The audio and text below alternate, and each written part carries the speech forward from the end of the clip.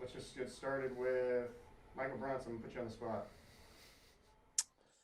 Hey, Will, how's it going? Good. How you doing? Good. Hey, coming out of that weekend, especially I guess with the way your bullpen pitched, how did you kind of feel like it could have gone? I guess, and guys kind of handled roles and when they were thrown in on a 4 day weekend like that. Yeah, I thought our guys handled the situation pretty well. We the big part of it was on Saturday. On the doubleheader day, we got two really good starts, so that allowed us to kind of hit the reset button a little bit, knowing that we'd go into Sunday and want to use a bunch of guys and have some guys that we needed to see, but also we felt like we're going to be good matchups and help us win. So it ended up working out. I mean, honestly, the way we drew it up on Sunday, we knew, Buns was going to be fairly limited. Hopefully, get off to a good start with him, and we knew that there's going to be a ton of guys that we were going to throw from that point forward. And I thought they handled themselves well. All the newcomers didn't really blink at the situation at all.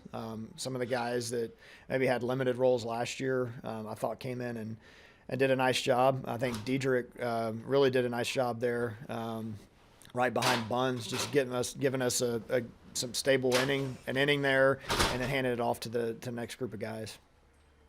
I guess you could kind of approach the 4 game weekend differently with that kind of fourth extra game, I guess. I mean, are you guys going to kind of look at it as more of a bullpen day, or is that going to kind of change, series to series when you run into that? Yeah, it could change, and like I said, once Buns starts to build up a little bit more as well, he may have an opportunity to go a little bit deeper into games. So, um, I feel good about the depth that we added on the mound. A bunch of guys that, again, what they did is they threw strikes. And we had some jams there, some pretty big spots in the sixth through the eighth innings there where the game was totally in balance. And we gave up a couple of hits, but we threw strikes. I mean, we didn't give them a ton of free base runners. And with our defense, we feel like that we're going to turn double plays. We're pretty athletic. We're going to give ourselves a shot if we just throw the ball over the plate. Evan Bland. Hey, well, can you put in perspective how difficult it is as a true freshman hitter to come in and make an impact right away in college games and what it takes to do that consistently?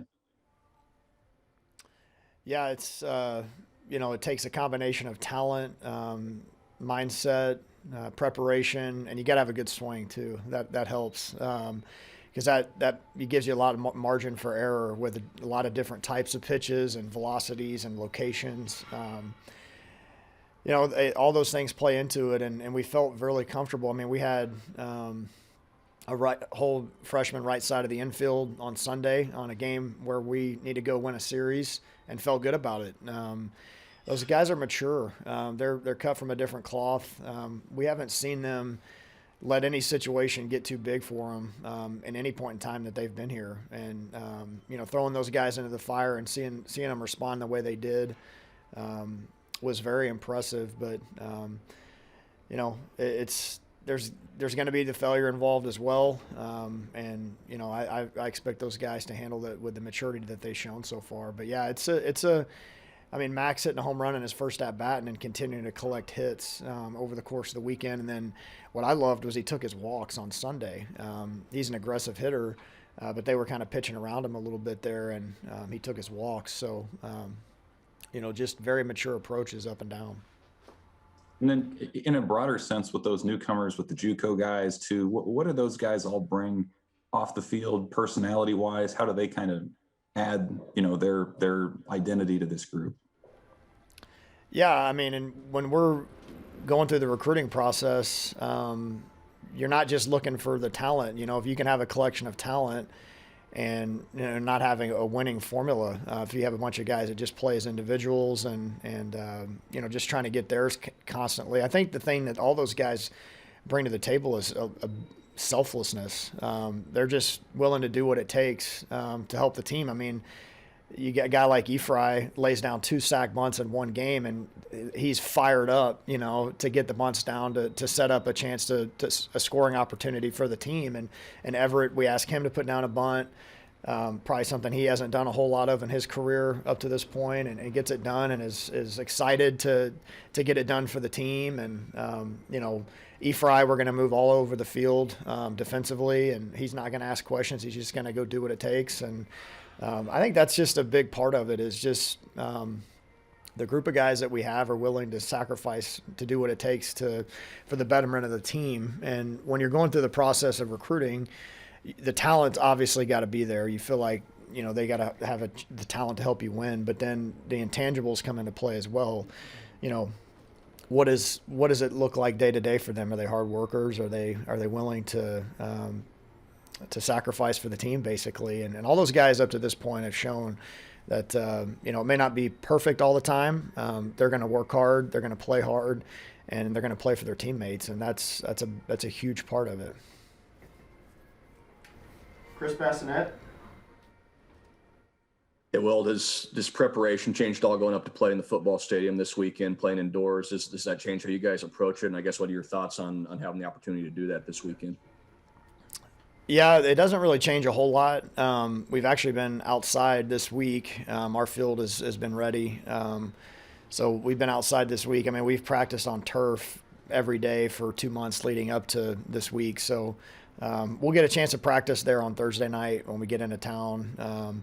Just kind of see the configuration and how things work, and seeing balls live off the bat in BP, and how the turf plays. Not all turf's created equal. Some plays slower. Some plays really fast. From what I understand, maybe this turf is a little bit slower, which is a bit like Hawks Championship Center turf. I would say that's probably how that one plays as well. So, we haven't really changed preparation this week. We'll just have a chance to go out and practice tomorrow night when we get there. Back to Michael Bruns. Will, was that a pretty good example, I guess, of what Spencer's shown on the mound since he's been pitching for you guys? Yeah, that's what we've seen. I mean, every time he's taken the ball, he's a strike thrower. He's got 3 pitches, fastball command. It's just an effortless delivery. I mean, it's a repeatable delivery from a good athlete with a great arm. And yeah, it's no different than what we've seen each time he's taken the ball, just in scrimmages and live situations. It's just, he throws the ball over the plate with good stuff. I mean, that's what you want at the end of the game. Plus he's one of the better athletes on the field. So fielding his position is not going to be an issue either, and holding runners and that type of thing. So, with him, he's playing shortstop, and it does that at an extremely high level, and he's very valuable there for us. So we gotta continue to take care of his arm, and he's honest with us about how he feels, and but I mean, he's certainly a guy that you feel comfortable with finishing games. Is he still a once a weekend type guy? I mean, you threw him on in the last inning of a four game weekend, so obviously he's got a lot in the tank. But I mean, what's kind of his ceiling for how much you use him? Yeah, I think that's just going to depend on how he feels day to day. I would like to use him every day, but it also, it plays into it with, like I said, I mean, how much are we willing to sacrifice, him playing shortstop, potentially, those type of things. I would like to think as he continues to build up that we could use him more and more. I think possibly this weekend you might see him twice if the situation dictates it. So we'll just see how it plays out, but I don't want to say right now that he's a once a weekend guy. It worked out that way this past weekend. He had pitched live last week, and we felt like we needed to give him a couple extra days there, so we figured he would probably be at the back end of the weekend, and that's just the way it worked out. And we were going to throw him on Sunday regardless of the score on Sunday. So worked out that it was not quite a safe situation, but a game that was, had some tension in the late innings. Evan Bland. Hey, well, what challenges do you see Ohio State and Iowa presenting? And then what are the extra challenges of preparing for 2 different opponents on a conference weekend like this? Yeah, they're both have very talented rosters, very veteran rosters. Again, that's going to be a theme. Just a lot of returning players and a lot of really good returning players. Ohio State's got a ton of power arms. Iowa it seems to be a team that's going to have, when it's all said and done, they're going to hit for a ton of power up and down their lineup. Ohio State is, they've got dynamic freshmen in their lineup, but they're veteran, as well. And it's just they're probably two of the more talented teams and rosters and experience in our entire league. But yeah, playing two different teams too. I mean, you're looking at two different scouting reports and trying to prepare that way. And you got only a certain amount of time to get that done. And so. It's not what we're used to, but again, we've been adaptable. We knew what we were when they announced the schedule that was going to be what we needed to be prepared for, and we put the work in from a scouting standpoint the last few days, so we'll be prepared on Friday. All right, guys, two more. Mike Babcock. Yeah, Coach, was it concerning to you the number of strikeouts your team had over the weekend? And second question, unrelated, did you say that, will you go with the same starting rotation this weekend that you did last? To answer the first part of your question, I would say the strikeouts are concerning when I think they're really momentum shifters when you do it with runners in scoring position an awful lot. When you got a chance to move the ball, to make them make a play with pressure on, it presents a whole another set of challenges for the defense. And on the flip side of that, when that defense gets off the field with a punch out, it seems to bring an extra set of adrenaline to the other side of the dugout. So I would say, yeah, I mean, you definitely want to cut down on the strikeouts if possible. I mean, you hit 300 and, you average 7 runs a game and hit 5 home runs on the weekend. So there maybe is some trade-off there. But I think at the same time, yeah, I mean, you want to make sure you're ready to move the ball when you need to with runners in scoring position. So I would say that would be a bigger focus there is just, the games that we had the big innings, we had 2 strike hits with runners in scoring position. I mean, that's the name of the game, quite honestly. So, we got to clean that up. I mean, again, part of that is all of us are all just jumping right into conference pitching the first weekend, and guys that have been ramped up a little bit longer than usual. So they're going to throw more pitches than typically what you've seen from starters in a first game. So I think all that plays into it a little bit. But yeah, I would like to see us cut down, especially in those high leverage spots there with runners in scoring position. As far as the rotation goes, not sure yet on the exact order how we're going to match up this weekend. We'll probably get that solidified today, but I would imagine you'll see the same 4 guys in some form or fashion. All right, last one, Cole Peterson. Hey, Coach. Just want to touch on Jackson Hallmark. Obviously, captain coming into the season. He came in the 8th inning of that final game on Sunday, got that ground ball, showed a lot of emotion there in the 8th inning. What did that do for your team, and what does it show about this group, just how tight-knit they are? Yeah, Jackson is he's unquestionably our I guess kind of our spark plug, you can say. I mean, he's the most vocal guy. He's always there to kind of get guys fired up, and he's a very selfless player.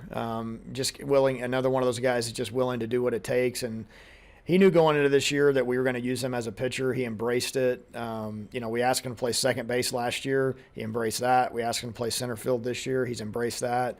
The thing you're going to get from him is he's never going to be scared. He's never going to be worried about the moment and failing ever. And we had no hesitation at all putting him in that game in the 8th inning. Even when we got first to third, it was like, well, let's leave him in. Let's see if he can make a pitch here to get us off the field. And sure enough, he'd thrown 2 changeups in a row to the left-handed hitter. He saw a fastball, got the ground ball on that. And, yeah, to see his emotion, again, I talk to our team about it all the time. You've got to – when you're playing with passion, it comes out him coming off the field, I guess if he had just exhaled and taken a deep breath, I would probably worry about him, because I would think that he would be, he's like, man, good thing I didn't screw that up. I mean, I think that's the difference between a competitor and a guy that's just hoping and wishing. A guy that's hoping and wishing, he holds his breath and then, oh, thank gosh I didn't mess it up. He's just thinking, I'm going to make this pitch right here, and he's excited when his teammates backed him up. So that's contagious. That type of stuff is contagious, and that's what we're looking for from all of our pitchers. Again, not everybody's going to show emotion the same way, but we got to compete at the plate, on the mound, and have that presence. And when you get in that mode and you get the job done, the emotion comes out, and everybody in the dugout was fired up too. So that was good to see. All right, that's it for Coach Bolt. Bringing Shay Shannon in next. Thanks, guys.